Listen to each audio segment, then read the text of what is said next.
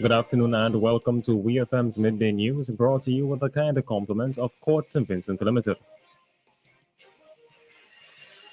Find the frames you love at Quartz Optical. Shop today and enjoy 50% off our wide selection of fashionable frames.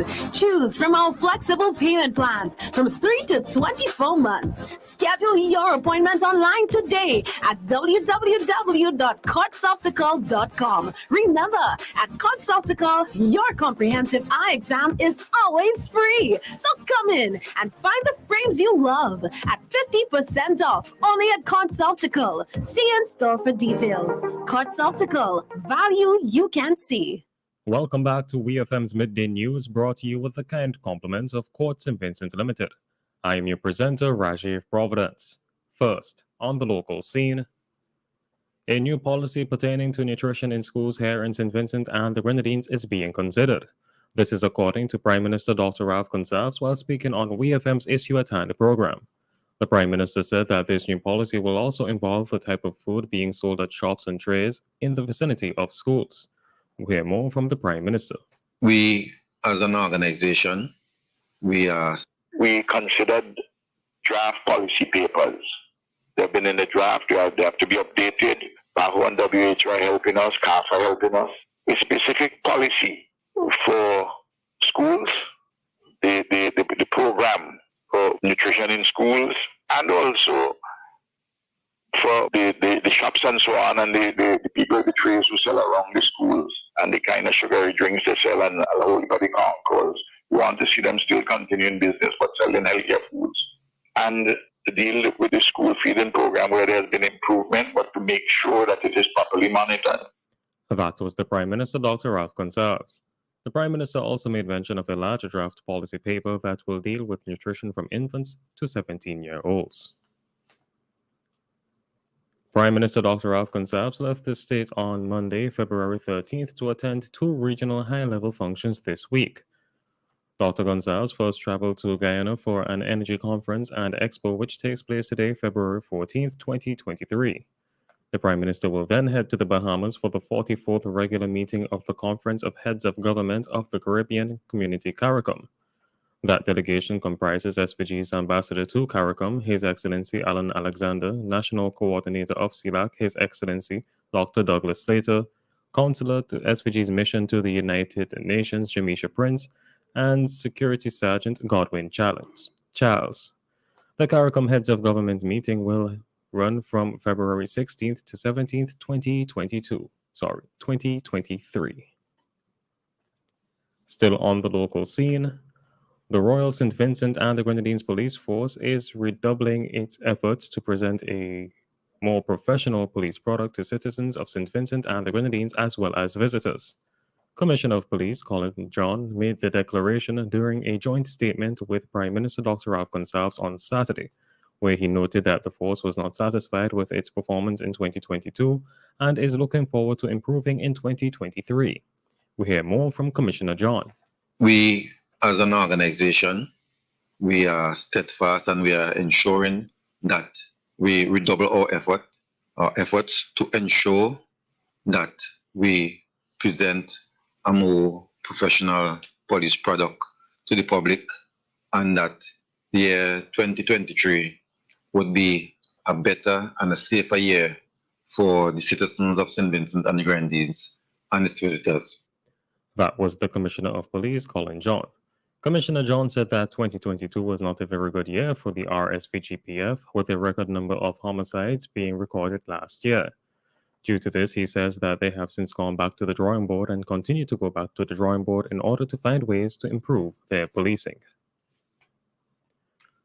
On to news in the region. The Grenada government on Monday said that it would deport 15 Haitian nationals who entered the island as a tourist group on Sunday because immigration has determined that they would be a burden to the public purse. Prime Minister of Grenada, Decon Mitchell, who is also the Minister for National Security and Immigration, told a news conference that the French-speaking nationals had arrived in Grenada on a flight from neighboring Trinidad and Tobago. So the immigration officers in their normal routine checks were able to ascertain to make the determination that in fact There will be a charge on the public purse if they were in fact permitted to enter the state, said Prime Minister Mitchell, noting that the decision was based on the amount of cash in possession of the Haitians when they arrived in the country.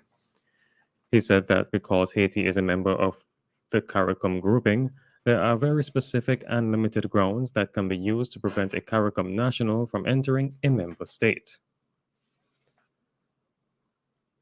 20-year-old Matthew Hyde of Bremer Avenue, New Kingston, who has been charged with assault occasioning grievous bodily harm, was scheduled to appear in Jamaica's Kingston and St. Andrew Parish Court on Monday, February 13th.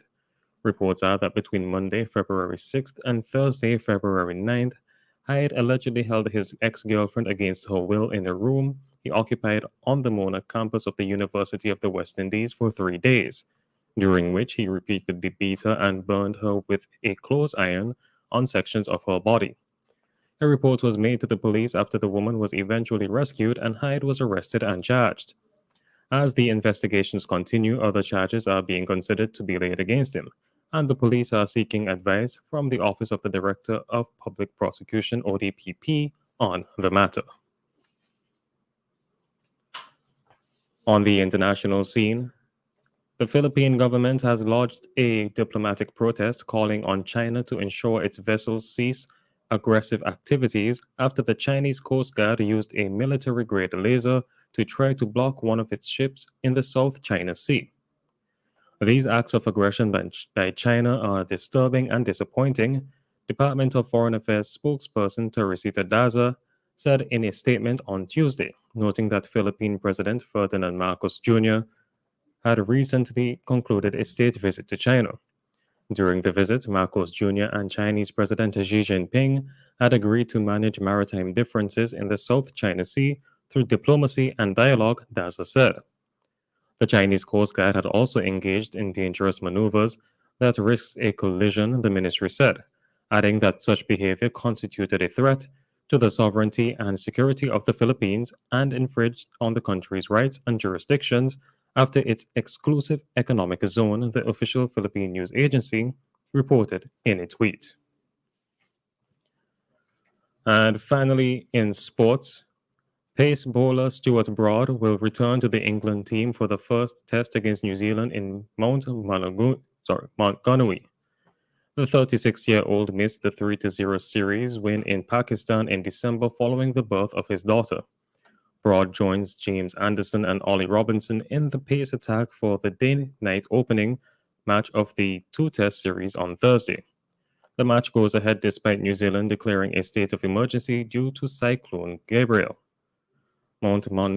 Montgomery has not been hit as badly as other areas in the north of the country, and the worst of the weather appeared to have passed by Tuesday morning. This has been WEFM's Midday News. I have been your presenter, Rajiv Providence. Join us again at 3 p.m. for WEFM's 3 p.m. News. WEFM's Midday News is brought to you with the kind compliments of Quartz St. Vincent Limited.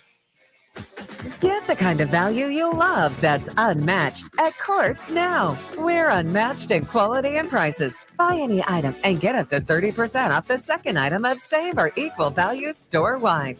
When you shop with Ready Finance, you can get it now with no cash and pay over time. Now that's unmatched value.